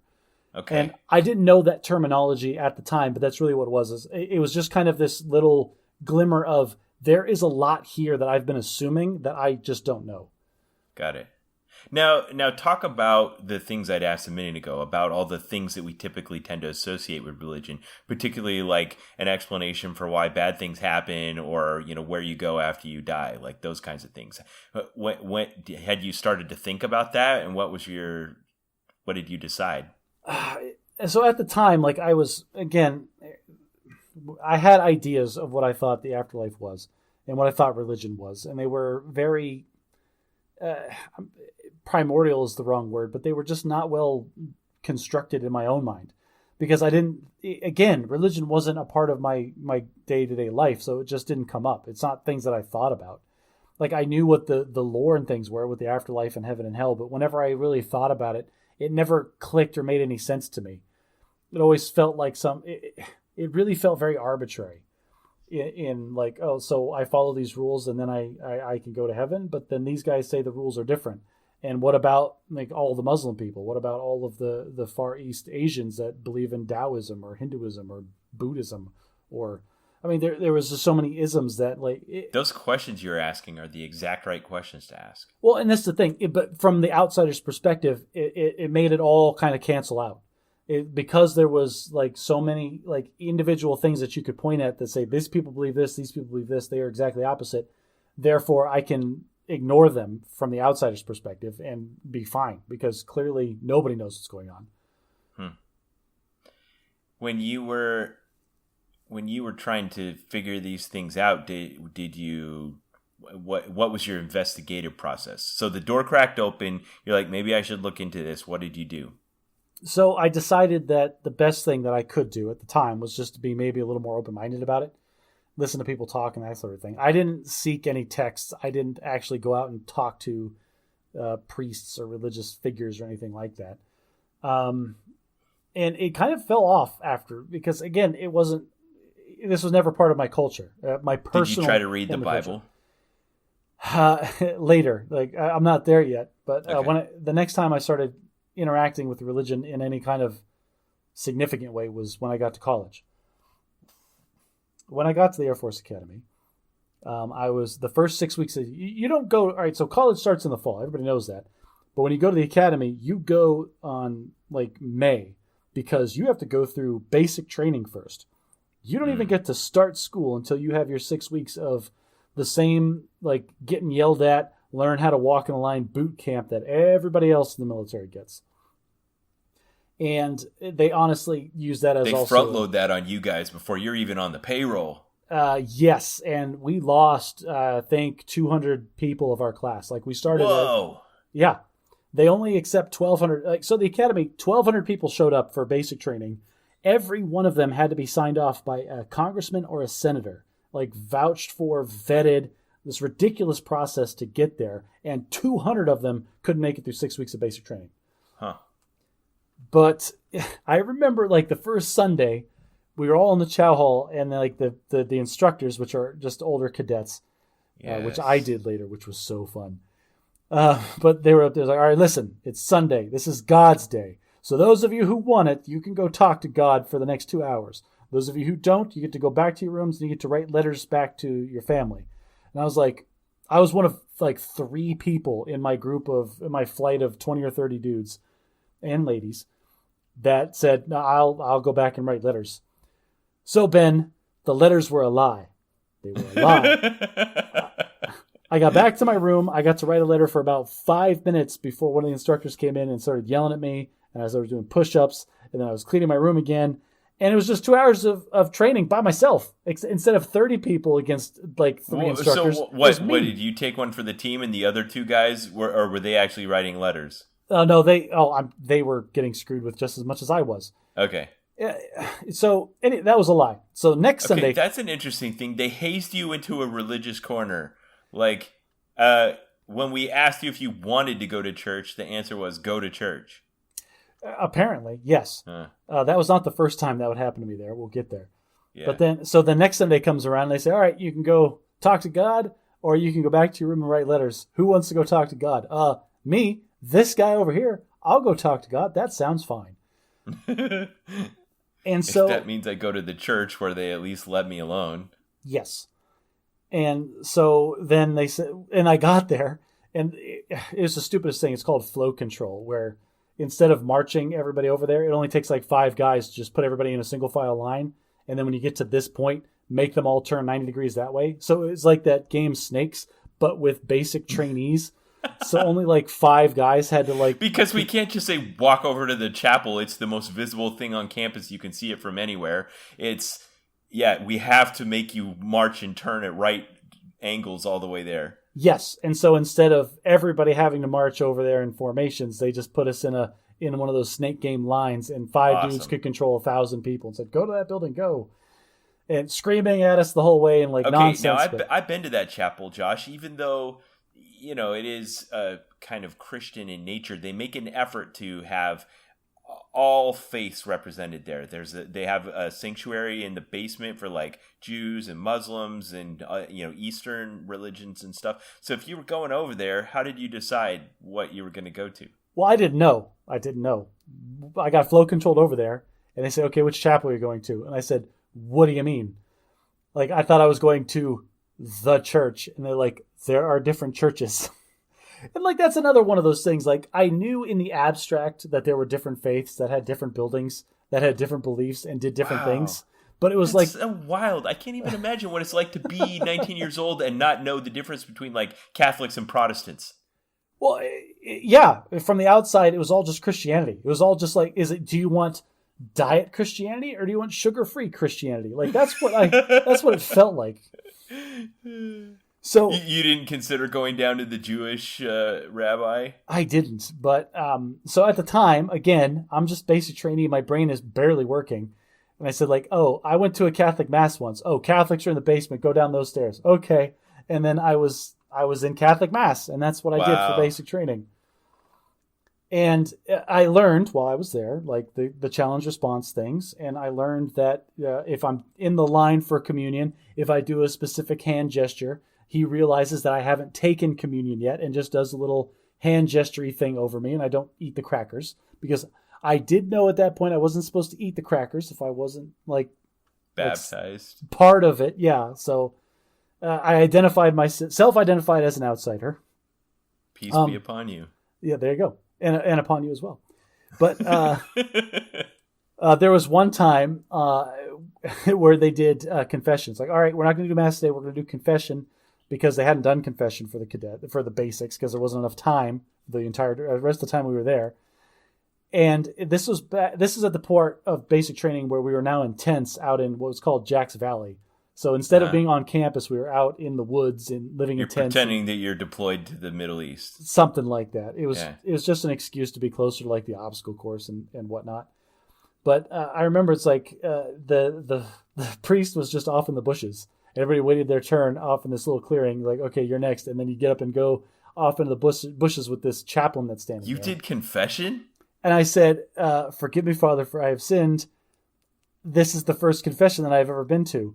And it's clear to me that that guy didn't hear a word I freaking said, because he put out this canned 2-minute spiel about how we're going through this difficult time and it's okay and the Lord understands and forgives you and blah, blah, blah. Yea, verily, go forth and be great. And I'm like, that had nothing to do with anything that I just told you. So did you just take what he said and walk away? Basically, yeah. I was like, okay, well, he says I'm good. He says the big man understands, so thanks for that, God, I suppose. Okay, so you're a de facto Catholic at this point. At this point, I was a default Catholic as a basic trainee. So throughout your experience at the academy, you just kind of were forced to grapple with religion more than you had the rest of your life. For basic training, I was forced to grapple with religion more than the rest of my life. But once the academic year started, everything, the dynamic changes. You still get screwed with by upperclassmen, but they like their weekends just as much as we do. So they leave you alone for the most part, unless you're screwing up or in their face or whatever. So stay in your room on Sunday and they won't bother you. But I did still go to a couple of Catholic masses for the first couple of months that I was there as a freshman. And after I realized that every mass was basically the same, where the chaplain would get up and start talking about, like, he'd give his thesis statement and then talk for an hour about being a good person, and here are some references to the Bible and blah, blah, blah. A couple of times I just tuned them out and just started reading the old, like I started reading the Bible from the first page. And I realized very quickly that this is not a text to be taken literally. At least, again, I was in the Old Testament, so it's... I don't want to offend anybody when I say stuff like that, but reading the actual text of the Bible really made reinforce in my head, like, oh, this is all allegorical. This is all parabolical. Josh, I can only assume people that are listening that come from a more typical background where they were raised in some kind of, faith from the time they're very young. I don't think that it's easy to be offended by this situation you're describing. How you made it to 20 years of age without ever happening, and you're just sitting there because you kind of got forced to be there in basic training, and you open up the Bible and you're like, all right, what is this Bible thing? Like, to reach the age of 20 without even knowing, and you're just like opening it up to the first page and start reading it, because that just boggles my mind. I can't even imagine how cool it would be to have that degree of unspottedness. But I guess the thing that you need to realize is that I didn't. Like, I was not coming into this with a completely fresh and open mind, because I was at the time 18 years old, and I had never been exposed to it early on in my life, and so I felt, I'm not going to say like hostile towards it, but I was very, very skeptical coming into it, and so while I feel like at the time I had an open mind. Like, I told myself I was being open-minded by giving it a chance and reading the Bible and trying to listen to the chaplains and things.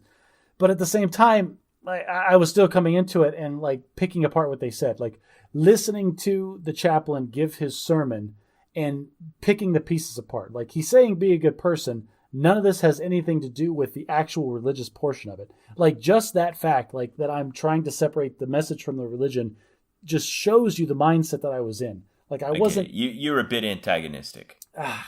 Yeah. Honestly, yeah. And I was a young man, and I thought I knew everything because I was 18 years old, so yeah.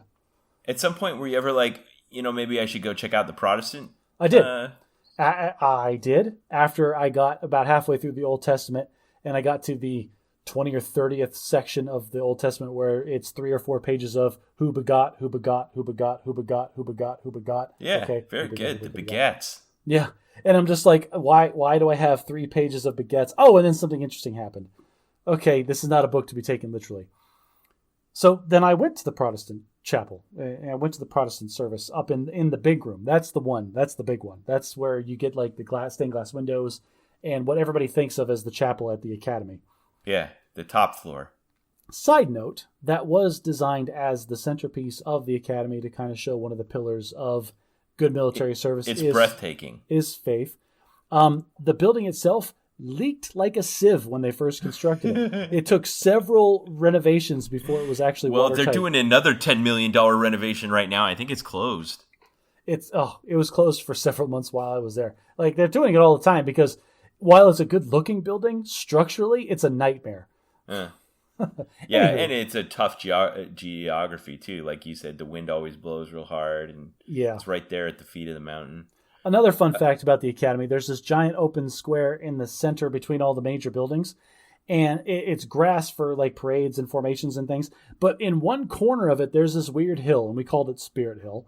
And it's in a really weird place. It's not even centered on anything, but the reason that they put it there is because every once in a while, back in the day when it was flat, the wind would come off the mountains in such a way and go into the courtyard of one of the academic buildings and create a vortex that would shatter every window in that building. And so it was the aeronautics department that figured out if they put a hill just so, it would break up that wind flow, and it never happened again. Awesome. Now, back to your journey of faith. While you were doing all this, did you find someone that you had an affinity for? Was there like a priest or a leader or even just a fellow student that you thought maybe they've got this figured out and you were drawn to them? No. I didn't have any mentors or any leaders in faith. I had a couple of, the reason I went to the Protestant services after there was a friend of mine in my squadron that did go to the Catholic services with me. And I talked to him a couple of times, and he was kind of insular and standoffish about it. Like when I'd ask him questions, he just kind of like shrug it off. I'm like, well, I mean, that's just what it is. It is what it is. And he didn't have the training or the academic background to be answering any of my in-depth questions anyway. So then when I was like, okay, well, let me try some other things and do the other services. I remember a couple of guys like, oh, you should come do the Protestant one. Like, okay. And that was in the big church. I went to a couple of those services, and I feel like we spent 2/3 of the time in there singing songs. And like, I'm in the building, like looking at this book and trying to sing a song that you don't know the music to, and thinking to myself, like, I'm not here for karaoke. Like what part of this is religious? So, which happened first? You graduated, or you felt like you reached a place where you didn't need to kind of carry on investigating whether or not God exists anymore? About halfway through my freshman year, I stopped. I did go to the All Faiths room once because they have a big chapel for the Protestants, a smaller chapel for the Catholics, and then there's like an All Faiths room like you talk about where they have a schedule for the Hindus and the Buddhists and the Muslims and everybody else. And I tried to go to one of the Jewish gatherings and was told, quite frankly, that wasn't for me. Like, I got to the door and they're like, no, you're fine. You should go to the other side of the building where the Protestant chapel was. Wow. Yeah, it's like, oh, well, okay. So about halfway through my freshman year, I kind of stopped like going after organized religion because the time that I was going to these things, like it really boiled down to, it didn't matter which room I was going to. They're all spouting the same messages. Be good people, be good to each other, like do the right things. Like just that's, it felt like that's what it's boiling down to. All right. Now I'm going to get existential here for a second. If there were a God and part of his plan was for him to only reveal himself to us in a spiritual sense rather than a physical sense, do you feel like you ever had any kind of spiritual connection or knowledge that wasn't one of your regular senses?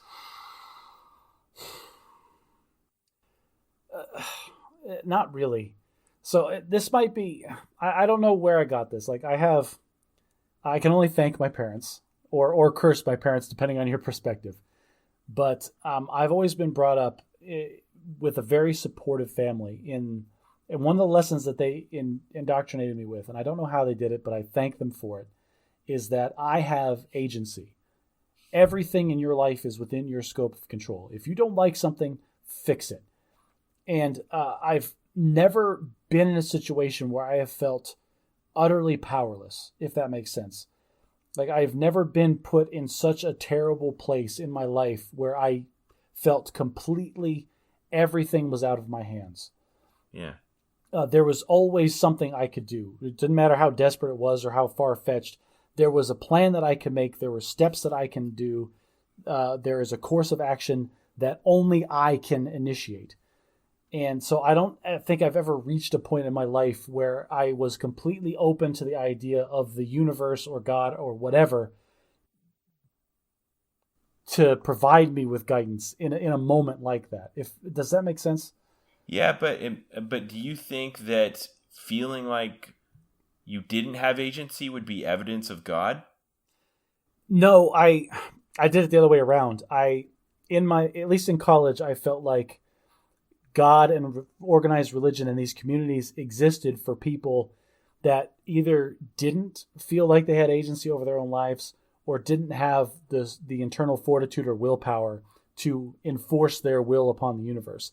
And that is a very, now as a more understanding and emotionally mature person, I feel like anyway, that is a very ignorant and closed-minded thing to say. To be like, oh, well, I don't need God in my life because I'm just better than everybody. It's a bit of a self-parody. Have you ever heard the country song, Jesus, Take the Wheel? No, but I've seen the memes. Okay. I mean, that's out there. I don't subscribe to that particular type of faith, but I understand how some people just, the way they're more comfortable with understanding really the answer of why bad things happen in the world is just because they don't understand everything and they're willing to just not think about it. Just put it over into some supreme being's hands and relinquish control. And honestly, I feel like sometimes this might be the reason I'm so antagonistic or so pessimistic or just so willing to draw that flaming sword of justice, because I feel like there is no cosmic sense. Nothing out there is going to fight for me or for justice or for what is right. I'm the one that has to do it. You know what I mean? I hope you're wrong about that, but yeah, I know what you mean. Yeah, I guess it just kind of informs my character a bit, just thinking those things. So you had these experiences when you're young and when you're a teenager, and then when you're at college, they were kind of forcing you to grapple with it, but you're becoming firmer and firmer in your idea that what's your philosophy at this point? All right. So when I started college, I was more open to the idea than when I ended it. And just the idea of there being a God and religion, because of the fact that, again, I didn't know what I didn't know. And so I wanted to go out and learn. And so then I spent the time going to the organized religion, and I tried to read the Bible, and that's when I started feeling like, oh, well, I think I kind of get it, and this isn't for me, and this doesn't coincide with my worldview. But then also, there was just a couple of incidents that, this is just a bad personality trait of mine, but sometimes if you challenge me with something, it's the backfire effect. It just made me entrench in my current position. Okay. So, for example, there was a point in my military or my academy career where an opportunity arose where you could do an exchange program with another military academy, where you would spend a semester at West Point or Annapolis, which is the Army and the Navy colleges or equivalent. And it's a one-for-one swap. A handful of cadets from West Point come to the academy, and the equal number go to West Point for a semester, and you do things the way that they do. And I applied for the exchange program for West Point. And one of the steps in that process for application was an interview with a board of, military officers at the time. And I remember going into the room, and there was 3 people. They were all majors. And one of the majors asked me, it's like, so on your sheet, you filled out no religious affiliation. What church do you go to? I said, oh, well, sir, currently I don't go to any church. I attended Catholic Mass for a little while as a basic, but I'm not really religious in that way. And this guy looked me straight in the face and said, okay, well, you realize you're failing one of the pillars of the academy, correct? And I was just I had no answer to him, because at the time, the 4 pillars are academics, athletics, military, and spiritual. Those were the pillars. So you hadn't thought through what the right way to answer that question is. Well, but at the same time, I think it was absolutely BS that the guy was asking me that in the first place. I don't know. I think he's just. I'm gonna antagonize you a bit here. I think he's justified if those are documented and written down as the doctrinal four pillars of the academy. If he is shortcutting the spiritual pillar as do you go to church, do you have a religious affiliation, I think maybe if you thought about it, you'd realize that there's other ways to fulfill that idea of having a spiritual pillar in your life that aren't going to church. Well, when he asked me this question, he knocked me back a bit, like on my heels. But then after a second, I collected myself and I answered, well, sir, you'll see you have my records. You'll see that I'm excelling, at least at the time anyway. I am excelling in the other three categories. And I don't feel like I need all four pillars to be a solid candidate for this program. But clearly I did because I was not selected. Okay. Interesting. I did not know about that. Wow. But it's just one of those things. Like this was not the only time in my life. There are scattered instances where I was directly confronted with the idea that I was somehow subpar or somehow not excelling or somehow less than perfect because I didn't affiliate myself with some tribe, with some religion, with some dogma. That approached me like 3 or 4 different times. And each time, all it did was grate on me and make me feel like, really? Is this what we care about now? Okay, so I'm going to try to nail you down a little bit. So as you're graduating from the academy, what was your actual, what was your dogma? What did you believe? By the time I got out of the academy, I was strongly atheist. Now, I'm as in denying the existence of God and the erroneousness of all religion. Yes. It's like, I don't think God exists. When I graduated college, like these are not my current beliefs, but when I graduated college, I did not think God existed. I didn't think there was any such thing as a metaphysical soul. Anything that we can't measure scientifically didn't exist.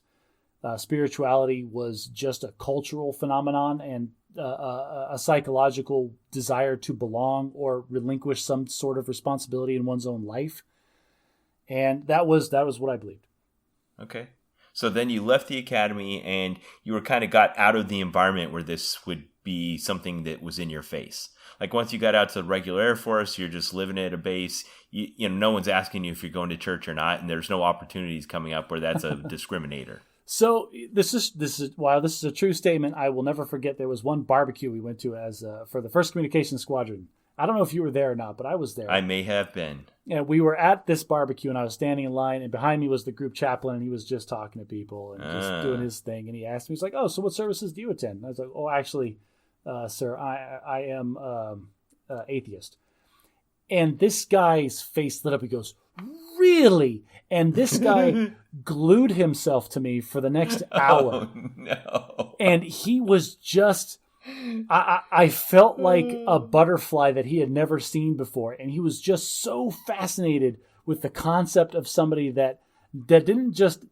I didn't have faith, but I actively disbelieved in all active religion. And he just... Like the look on his face was a mix of curiosity and pity almost. Just like, oh, you poor fool.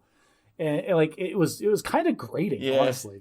Like Stacy on Wayne's World, she was just glued to you. Okay, so if you had the Omega-13 and you could activate it and go back 13 seconds, what should you have said to that chaplain? What should I say to the chaplain? Mormon. The correct answer is Mormon. Yes, the Mormon. Mormon was the correct answer. No. What is the correct answer? The guy's like, oh, so what? How are you spiritual, or what is your faith?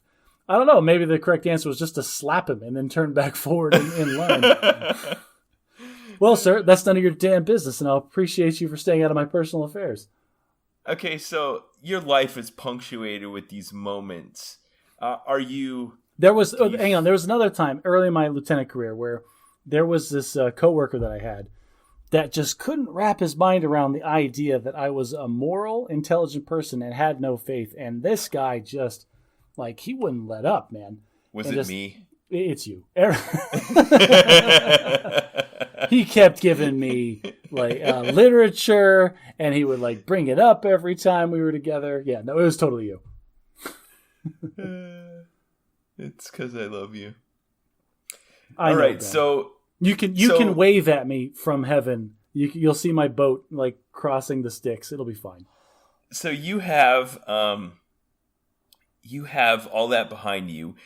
You're coming up on some of the life milestones that make you kind of have to grapple with this again. One is, of course, meeting and marrying your wife, and then the next is having children. So let's talk about that for a minute. Oof.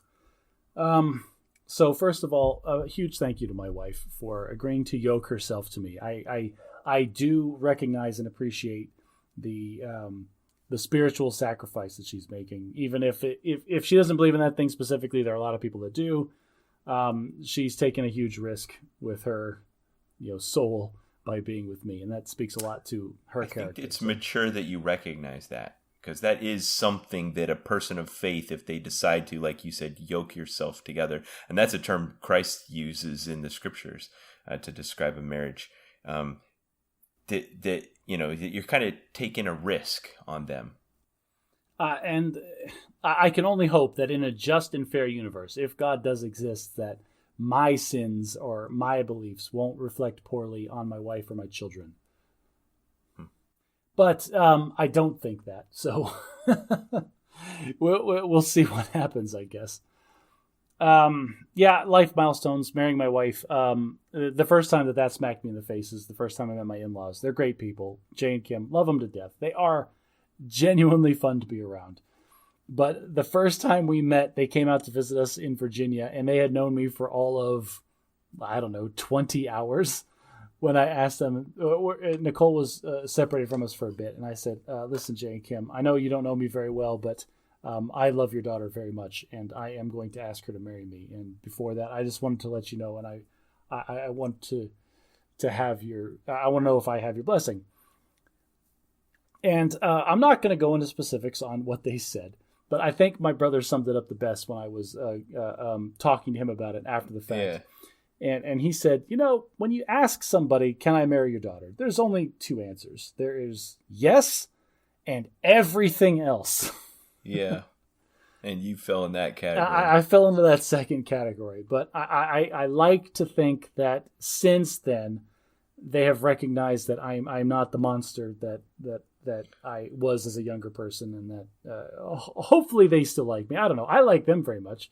But you know how it is with in-laws. They can hate your guts. And that's totally their right.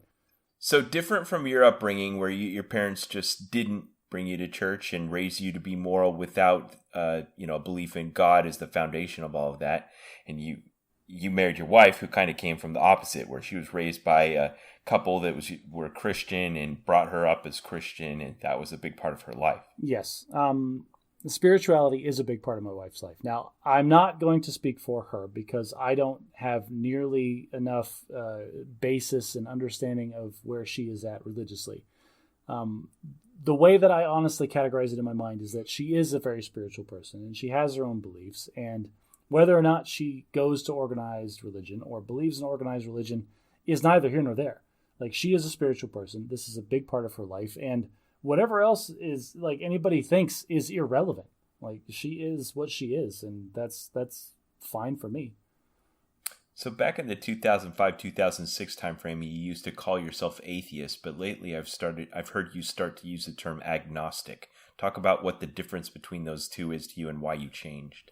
So the atheist is in itself a faith, and any atheist that says, like, oh, I have no faith, well, they're full of it, because it's a logical fallacy to try to prove a negative. So Just like you can't prove the existence of God, it is equally illogical to try to disprove the existence of God. Just because we can't touch measure it doesn't mean it might not possibly exist. I appreciate that you acknowledge that. Well, and I have to. It's one of those things, like, if I want to always be right, I have to always be willing to change my mind. And so this is why I have switched over to agnostic. I can't disprove the existence of God. And frankly, when you tell people you're atheist, they take that as a militant, standoffish position. I was never militant to the point where, like, oh, well, you are wrong for believing, and here's all the reasons why. I never confronted people. I tried not to confront people about their faith. But as an older, more mature person, I realized that I can't disprove that, and trying to take that stance is just arrogant again. So, you know what? I'm at this point now where you believe whatever you want to believe, as long as it doesn't impact or affect me or my life or my freedoms or my kids, then you do you, man. I don't care. Okay, so you just brought up kids, which is an interesting thing because now that you have kids and you have a an interfaith marriage, you kind of have to grapple with like, well, what do we do now that we have kids? Do we take them to church? Do we teach them about God? Do we get them baptized? What do we do? So baptism is my wife. Baptism is, I don't know enough about it to talk at an educated level. It means different things to different faiths and different people, so I'm not going to go there. The way my wife interprets baptism is it needs to be a personal choice. And my kids aren't old enough to make that choice. And we're not going to make that for them. So that's where the baptism discussion ends basically in our family. When it comes to the faith thing, I don't discourage faith in my kids. What I am trepidatious about, this has been my stance from the beginning, is my kids are young. My kids will take what I tell them as the truth. They trust me. I'm their parent. Like their teachers. What their teachers tell them is the truth. What people that are what adults in authority positions say to them, they believe because they're kids. And so I don't want to put them in a position where they go to a building and all of the adults sit down and face a person that is standing up on a pillar in front of a podium and speaking to them in an authoritative manner and dictating to them what is the truth. Because whatever that guy says, my kids are going to believe 100% because they're kids. They're in a room full of adults that are listening to this other adult. Well, that adult obviously has a ton of authority and he must be saying the right things. Then subconsciously, they're just going to swallow everything that guy says. And so are you saying you don't want to put them in that position? It's this weird place that I'm in because I want my kids to be mature enough to understand that this may or may not be the truth.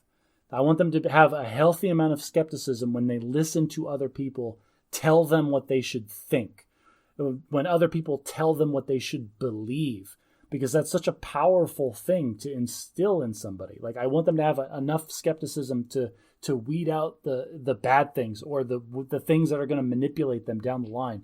But at the same time, like they could easily fall in the same category that I was in, where by the time I got around to seeking faith, I was so skeptical and was not exposed to it early enough to where without realizing it, I had made a decision and I was just looking for ways to disprove everything that was told to me. So yeah, that's interesting. That's interesting that you recognize that. I want my kids to have open minds. I do. But at the same token, like, how do you judge when a kid is emotionally mature enough to take what he's hearing with a grain of salt? I don't know. When it comes to organized religion, I don't know if there's a good answer for that. What we've settled on, what we've been doing in our household is every once in a while, if my kids ask the questions, my wife will answer like 100% with what she believes. And I will not discourage that. But what I will say at the end of that is that's what mommy believes. And that's what some people believe. Not everybody believes that. And you just have to decide for yourself. Like, what do you think is right? And what do you think the world should be? And like, just, I'm not trying to actively disprove. How comfortable is she with you saying that? Well, I don't honestly. I don't really know, and I don't want to speak for her. I feel Okay. I feel we've not come to blows. We've not had knockdown, drag out arguments about it or anything. And a part of the reason I hope part of the reason is that I'm never trying to discredit what she is saying. I'm always just trying to reinforce the fact that my kids need to decide for themselves what they want to believe and what they think is right. You know, it's interesting that you bring that kind of scenario up because you would assume that Alicia and I would always see eye to eye, but even sometimes we don't necessarily agree on things. And I remember there's a topic recently, it's regarding prayer, that when it'll come up in our scripture study or our family, I'll mention and talk about my feelings concerned of it, and she'll frequently disagree with me about it in front of the kids. And just 2 weeks ago, I think, we brought it up and had that disagreement. And then she stopped and she got a thoughtful look on her face and she turned to the kids and she says, "Kids, I want you to know that your father and I both believe in God. And the fact that we disagree about this doesn't mean that there's a problem." And she says, I'm actually very sympathetic to the things your dad says about this. And she described my position really well. And she said, I just have this other perspective on it. But, I've been thinking about what your dad's been saying. And I was like, wow, that was such a mature analysis of the situation. And considering how our journey together, that even as 40-something adults, we're still trying to learn and grow and figure out how all of this fits into our lives, how that discussion between us affects the journey they're going through right now as young children. Yeah. And the last thing I want to do is instill my kids with something that's going to hurt them or affect their lives in a negative way down the road. And this is one of the few things that I have specifically against not faith, but religion.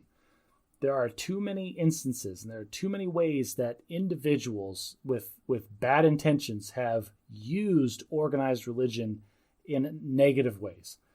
There's a million examples throughout history. I can't disagree with that at all. And it's one of the chief arguments of atheists for why religion is bad.